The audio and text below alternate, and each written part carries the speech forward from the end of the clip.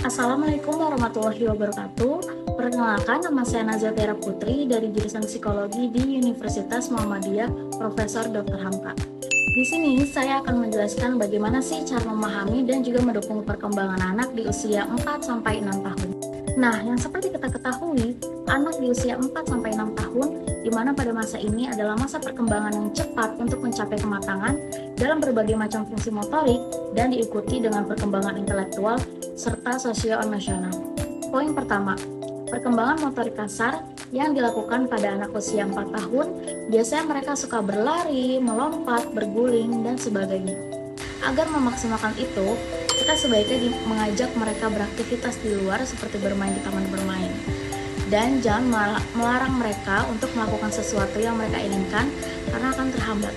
Jadi biarkan mereka beraktivitas dalam situasi yang aman dan menyenangkan.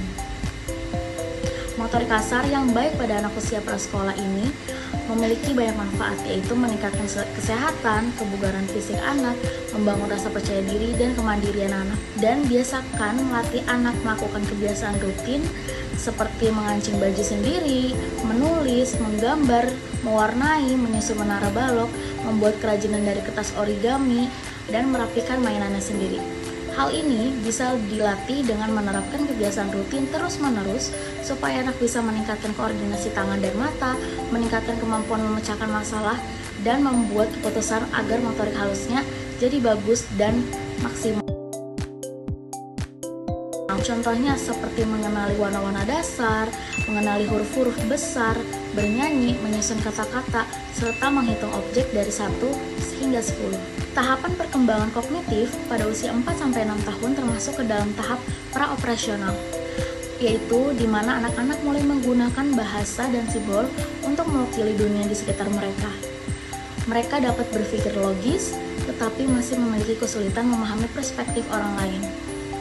Anak usia 4-6 tahun masuk ke dalam tahap intuitif, di mana pengetahuan yang diperoleh anak menyimpulkan tapi belum mampu mengungkapkannya dengan kata-kata.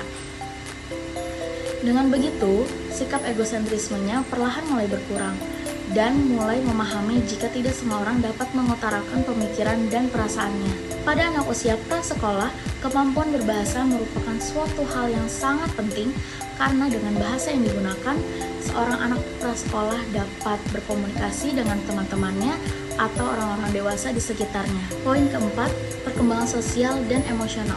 Perkembangan sosial dan emosional mencakup peningkatan kemampuan anak untuk memahami dan mengelola emosi mereka, serta berinteraksi dengan orang lain.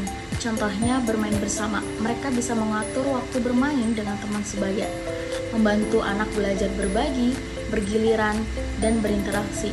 Aktivitas kelompok ini melibatkan anak dalam aktivitas seperti bermain peran, seni bersama, atau permainan kelompok yang membutuhkan kerjasama. Mendiskusikan pengalaman harian, mengajak anak berbicara tentang perasaan dan pengalaman mereka setiap hari untuk membantu mereka mengelola emosi dan meningkatkan keterampilan komunikasi. Pembelajaran sosial ini memberikan contoh perilaku sosial yang positif dan mengajarkan anak cara menyelesaikan konflik serta menunjukkan empati. Sosial dan emosional yang baik pada masa prasekolah ini penting karena membentuk dasar untuk keberhasilan akademis, hubungan interpersonal yang sehat, dan kemampuan untuk mengatasi tantangan di masa depan. Anak yang memiliki keterampilan sosial dan emosional yang kuat cenderung lebih mampu beradaptasi, berkomunikasi dengan baik, dan memiliki hubungan yang positif dengan orang lain. Poin kelima, perkembangan moral. Perkembangan moral pada usia prasekolah adalah proses di mana anak mulai memahami perbedaan antara benar dan salah, serta mengembangkan nilai-nilai moral dasar, yaitu pemahaman awal tentang moralitas. Anak-anak mulai memahami konsep dasar moralitas seperti kebaikan, kejujuran, dan empati. Mereka belajar bahwa ada norma-norma yang harus diikuti dalam interaksi sosial. Aturan dan konsekuensi. Anak-anak mulai memahami bahwa setiap tindakan memiliki konsekuensi. Mereka belajar tentang aturan dan mengapa pentingnya untuk mengikuti aturan tersebut. Pengembangan empati. Anak-anak prasekolah mulai mengembangkan kemampuan untuk merasakan dan memahami perasaan orang lain.